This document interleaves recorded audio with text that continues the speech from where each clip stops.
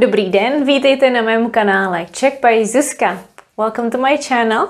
Today we are going to have a look at another preposition, a very common preposition in Czech, and that is k and its variant ke or even ku. As always, we are going to have a look at a couple of examples. První, the first one. Jdu k doktorovi. I'm going to the doctor. I'm going to see the doctor. So here, k works as to, but we have to say to see someone. This is very common in Czech when you have a person and you go see them or visit them. Jedeme k rodičům. We're going to see my parents or the parents. This is the same thing, except this is not a doctor, it's visiting a family member. K rodičům. We're going to see my parents, to visit. So these both would be translated as to see someone. Pojď ke mně. Pojď ke mně, come to me. We're telling somebody to approach us. And if you use the shorter version, ke mně, it sounds more demanding, like to me. Come here.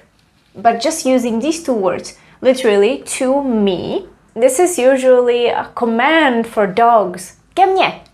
Or even k noze. K noze. To my leg, literally. So these two would be for a dog. Don't use these with people. Co k tomu řekneš?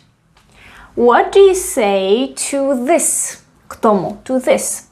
So all these above could be translated as to.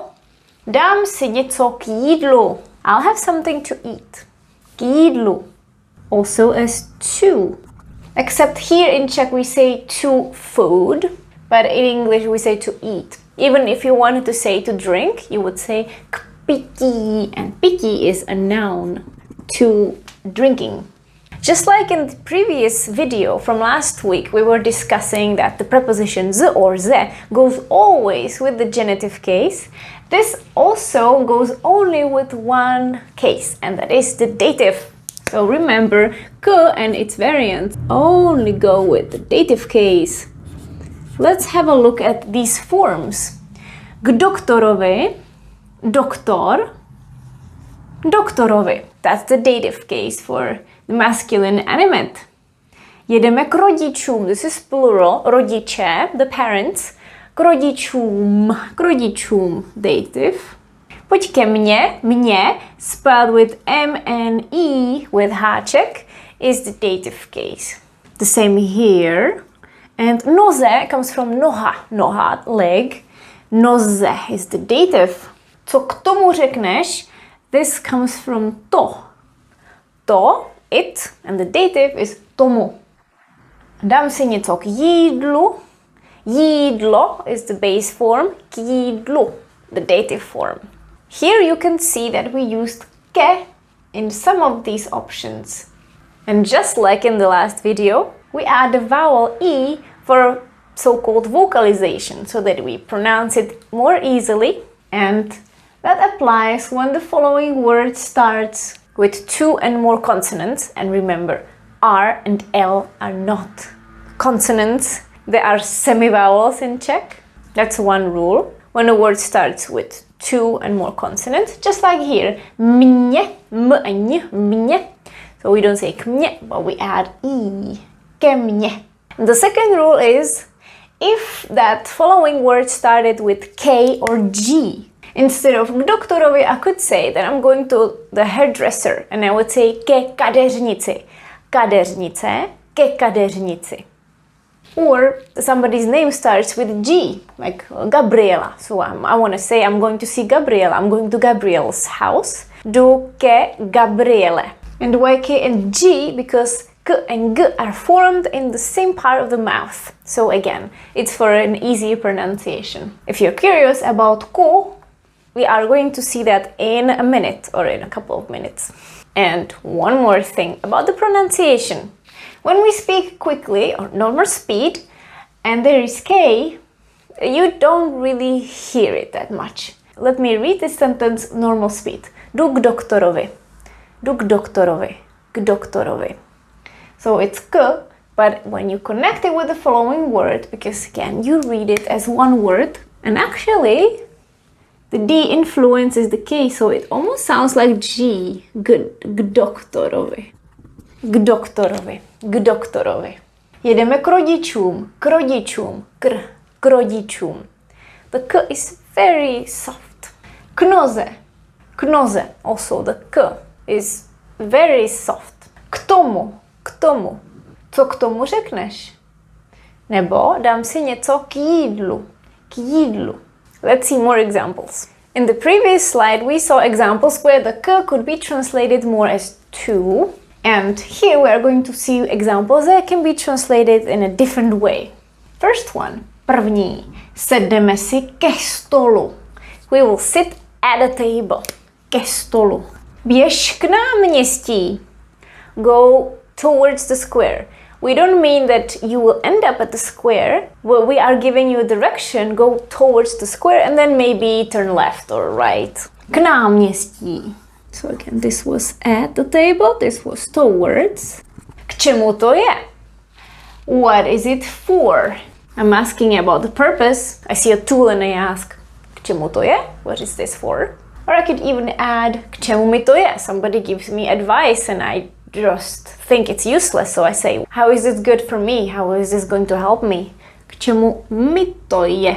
Say, what is this for? Děláme to z lásky k pivu, as they say in some of the beer commercials. We do this out of love for beer. This is for you to review the preposition z. Out of love for beer. So another translation with for beer. Probudil se k ránu. He woke up towards the morning. K ránu. We are speaking about time that it was almost morning. So this was close to the morning. This is also very common. I could say k večeru. Towards the evening, close to the evening. Přijď k odpoledni. Come near the afternoon, close to the afternoon. And let's see the dative forms. Ke stolu, stůl. Ke stolu. Běž k náměstí, náměstí. That doesn't change. K čemu comes from co. Co, and the dative form is čemu. For what? Z lásky k pivu, k pivu. K ránu, ránu. If we have the vocalized form, the ke, we still read it as one word, but the stress is in this part. Ke stolu. We don't say ke stolu. We don't make a pause, we say ke stolu. K náměstí. K čemu? K pivu. K ránu. Ready for the next one? And now you will finally learn some phrases with ku. Ku is not as common because it's archaic. However, it remained in the Czech language in some of the common collocations. For example, when we speak about proportion or about scale, we speak about the format and we say it's a square, it's 1 by 1. Jedna ku jedné. In this case, we always use ku. If the size was 3 by 4, we would say 3 ku 4. So that would be the size, but it could also be the proportion or the scale of a map. That is 1 to, 100,000. Jedna ku 100 000. Another not such a common example, ku příkladu, which means for example. More common version is například. But if you want to sound very proper or educated for some reason, you could say ku příkladu. That sounds formal. Or ku příkladu spelled as one word. They are equal. It's archaic, but you can still see it somewhere written, or somebody might say this. Ku příkladu. Or another adverbial expression, ku podivu. Ku podivu means surprisingly, for the wonder. Comes from the word podiv. Podiv is awe or surprise. And again, it can be written separately or as one word. Ku podivu. Ku podivu přišel včas. Surprisingly, he came in time. And you could also hear the preposition ku in some of older texts. For example, you can hear this phrase in a song. Ku Praze uhání vlak. A train is rushing towards Prague. So it's going direction to Prague. It's this song. Ku Praze uhání vlak, v něm krásná dívenka tak. So these are some phrases where you could hear ku, and you can use it yourself, but do not replace k for ku in other phrases. For example, those phrases I showed you in the previous slide because it just doesn't sound modern. It sounds strange. In our next part, we are going to have a look at some common collocations with k or ke. For example, směju se od ucha k uchu.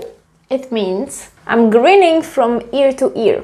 Od ucha k uchu. K uchu. So here you can see ucho change to uchu with dative again. Je to k ničemu. This is for nothing. It's useless. K ničemu. Nic changed to ničemu. It comes from nic. You could also say není to k ničemu. Here it doesn't matter, you can have the verb in affirmative form or in a negative form. Je to k ničemu, this is useless, it's for nothing. Blížíme se ke konci nebo k závěru. These means the same. We're getting close to the end. We are approaching the end of the topic. Or also ke konci could refer to end of journey, for example. Závěr would be more like a conclusion or the end of an event or movie, lecture. Blížíme se ke konci, blížíme se k závěru. This comes from konec and this comes from závěr. And an idiomatic expression Vrána k vráně sedá. This corresponds to the English saying birds of feather flock together. And in Czech it literally means crow, to crow, sits. Vrána, a crow, and vráně, k vráně. And a couple of more expressions. K narozeninám, for birthday. Let's say you want to ask, what do you want for your birthday? Co chceš k narozeninám? Co chceš k narozeninám? Or mildly swear phrase, k čertu, or k sakru. K čertu could be translated as damn it. Comes from the word čert, which means devil, so we are saying to the devil. Or k sakru also means like to hell with something, or hell. K sakru. A ke všemu. This is great when you are telling a story or you're telling what happened. This means and on top of that, literally it is and to all of that. A ke všemu jsem si zapomněla klíče od domu. And on top of that I forgot my house keys. So všechno change to všemu. And another great phrase, vzhledem k tomu, že bla bla bla, considering that so and so, so to change to tomu, vzhledem, regarding something, vzhledem k tomu, že, and then you continue with the phrase. Vzhledem k tomu, že jste přišel pozdě, budete mít absenci. In regards to you coming late, you will be marked absent. A teď už se blížíme ke konci. Now we're getting close to the end. As the last part of the video, I would like to leave you with some common verbs that come with k or ke. I divided them into 3 categories. One would be inclusion, so we are including objects or people. For example, být vhodný k. To be suitable for, to be appropriate for something. But careful. This would be about objects. Například, nebo ku příkladu. Toto koření je vhodné k masu, k polévce. If you want to say it's suitable for someone, then we would say pro. Vhodný pro. Tento výrobek je vhodný pro diabetiky. This product is suitable for diabetics. Patřit k. To belong to. We can talk about people and object here. Přidat k means to add something to something else, for example when you cook. Or přidat se k, to include, to add yourself, literally. To join a group, for example. When you use se, you're talking about people. The next category would be a movement towards, just a movement towards, but not reaching that target. For example, jít k, to go towards, běžet k, to run towards, naklonit se k, to lean towards, podívat se k, to look towards, you know, like when you're writing a test and you look to your neighbor to see the results. Čichnout si k, to smell something, but not directly, so you approach the thing that you want to smell. Přejít k. This has two meanings. It can be literally to change direction and walk towards something, or move to a different topic. Přejít k jinému tématu. A teď přejdeme k jinému tématu. And now we're going to move to a different topic. And the last category, getting ready for something. Připravit se k útoku. To get ready for an attack. To get ready to attack. Připravit se k odchodu. To get ready for departure. To get ready to leave. Schylovat se k dešti. Schylovat se is the same as blížit se, but it's specifically used in these collocations. Schylovat is to approach, to be almost ready. Schyluje se k dešti. The rain is approaching. Schyluje se k dešti. Schyluje se k bouřce. The storm is approaching. But literally we say it is getting ready for rain, it is getting ready for a storm. Vážení přátelé, to je ode mě všechno. Have you come across more examples with the preposition k or ke? Write them in the comment below and do not hesitate if you have any questions. If you enjoyed this video or the videos that I make, you can make a small contribution on Buy Me a Coffee. You can find the link below the video. It can be a contribution of a price for one tea. I don't drink coffee, that's why you can buy me tea. I would greatly appreciate your help. And of course, I would also like to thank to those who have already supported my work.